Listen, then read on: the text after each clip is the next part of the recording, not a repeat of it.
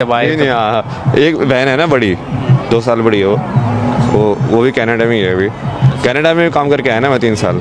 अच्छा, तो पश्चिमी वही है ना, मैंने देख लिया ना, जिस किसी चीज़ के लोग भागते हैं कि हम बाहर जाएंगे पश्चिमी सभ्यता में ऐसे जिएंगे, मैंने जी के देख लिया, मैं कहा कुछ नहीं है इसमें सब ऊपर गया है नौटंकी। आप अकेले भाई थे घर में? हाँ वो तो जाहिर सी बात है, आप कह रहे हैं कि घर वालों ने फोर्स किया, तब जब अकेला होता है उनका एक जब मैं बेटा। उनको बोल रहा हूँ कि भाई मुझे बाबा नहीं बनना, मुझे समझना है ये चीज़, मैं ऑलरेडी जान चुका हूँ, भगवान को तो मैं ऑलरेडी देख चुका हूँ, मैं इस चीज़ का समझ रहा हूँ कि हाँ अब ये अब बाकी जो लोगों ने बोला है, ये अलग अलग स्वामी आए हैं, अभी इन्होंने शंकराचार्य आए हैं, उन्होंने जो लिखा है वो कैसे लिखा है उसको और समझने की कोशिश कर रहा हूँ।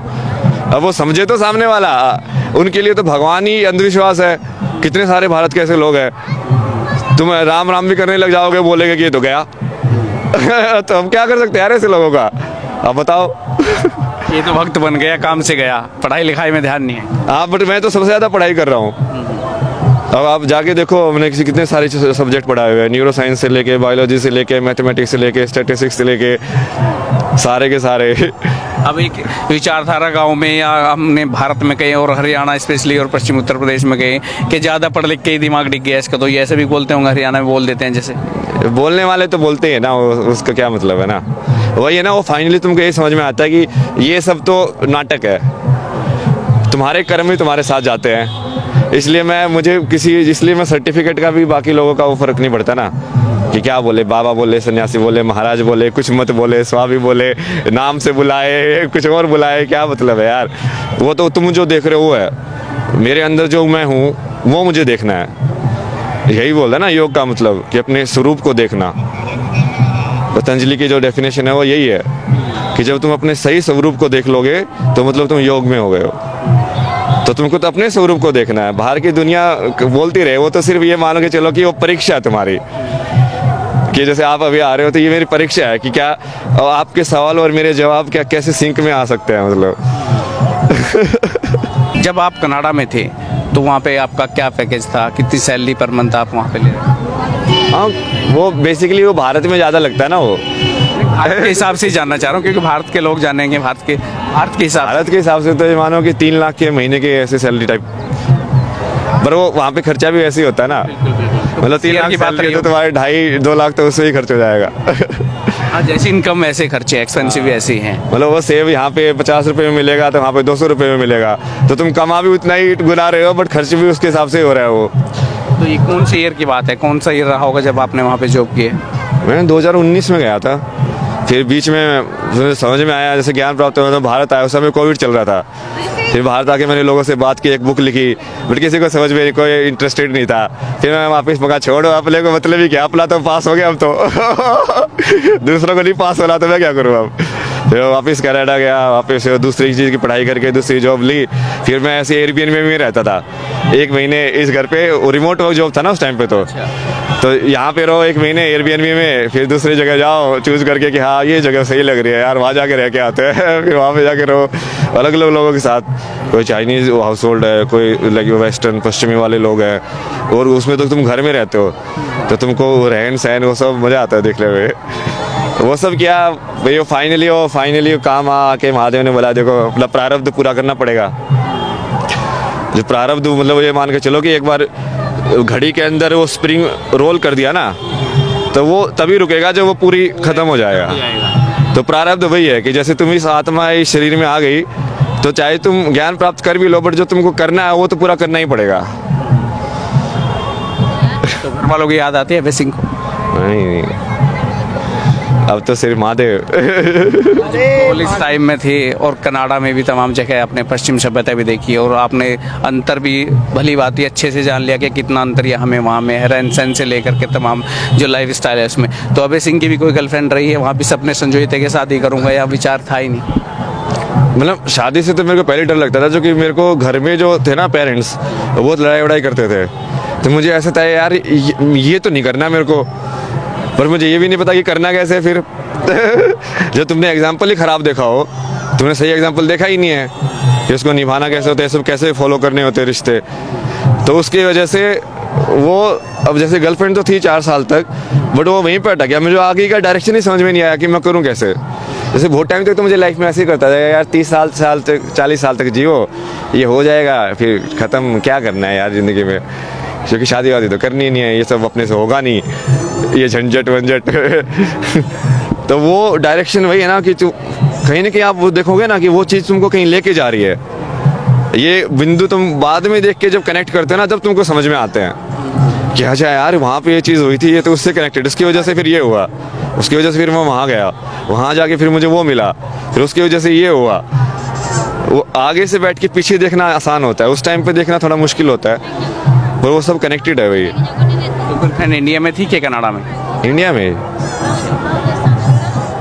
मैंने तो बहुत कुछ किया है ना, अभी आप जैसे मालूम है फेमस हो गया तो पता नहीं कितनी सारी चीज़ें निकालेंगे लोग, इसने तो ये भी किया है, मैं तो पहले ही बोल रहा, मैंने तो बहुत कुछ किया है वही तो जानना चाह रहे हैं क्या क्या किया और उसके क्या कुछ करने के बाद फिर आप इस वेशभूषा में आए हैं, क्योंकि आप बात तो पुराना तो जानना ही चाहते हैं ना आदमी, क्या क्या किया है, अभय सिंह क्या थे और अब क्या हो गए, क्या से क्या हो गए देखते देखते। एक सिंपल जो लड़का होता है वो जो चीज़ें करता है वही सब चीज़ें, जैसे वही दारू पीना, बीड़ी पीना, सिगरेट पीना, ये सब, बट वो मेन चीज़ जो मैं देखता हूँ ना अपने अंदर वो ये है कि लेकिन तुम्हारा जो सच को ढूंढने की जो वो थी ना ललक वो सही थी, वो ठीक है, वो चीज़ें आती जाएंगी जाती रहेंगी, वो कर्म से इतना फ़र्क नहीं पड़ता, वो कर्म तो ठीक है, तुम ये कर रहे हो वो कर रहे हो, उससे क्या ही फ़र्क पड़ता है। आधी बार तो हमको बाद में पता चलता है कि हाँ ये चीज़ मुझे लाइक उसे हेल्दी के नाम पे बेच रहे कि मैं खा रहा था, बाद में पता चला ये अनहेल्दी है तो उससे क्या फ़र्क पड़ा, कुछ फ़र्क नहीं पड़ा वही।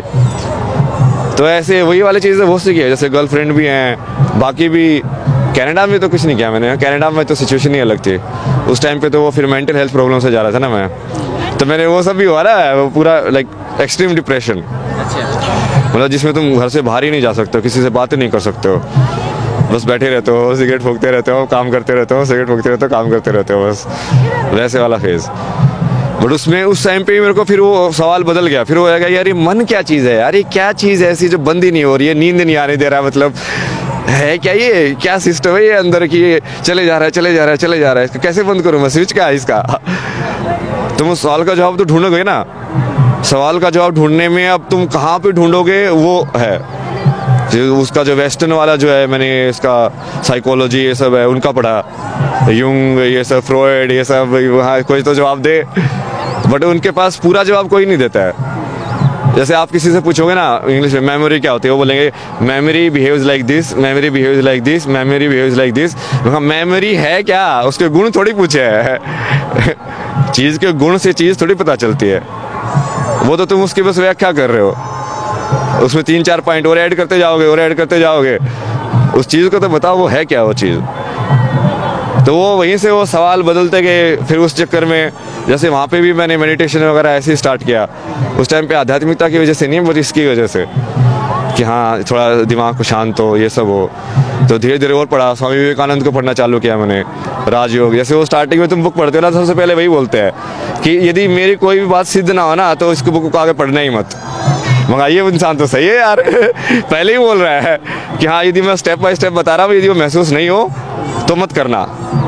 हाँ ऐसा इंसान चाहिए, क्योंकि वो जैसे तुम जिस उससे आते हो ना, जैसे मैं भी आया था, तो तुम इस चीज़ को बहुत भारत में अंधविश्वास है वैसे वाले उससे देखते हो दृष्टि से कि नहीं नहीं यार ये सब, तो तुम जैसे कोई तर्क वाला होता है ना वही फिट बैठता है तुमको, तो उनकी ये बात फिट बैठी कि हाँ नहीं नहीं ये विज्ञान है, मैं बताऊँगा वो होगा, मगर ठीक है ये गारंटी ले रहा होगा तो अभय सिंह क्या है, अगर मैं सवाल पूछूं, जैसे आप कहते हैं मेमोरी वाला एग्जांपल दे रहे थे कि लेकिन लोग व्याख्या तो करते हैं बताते नहीं क्या है, आज के समय में अभय सिंह क्या है?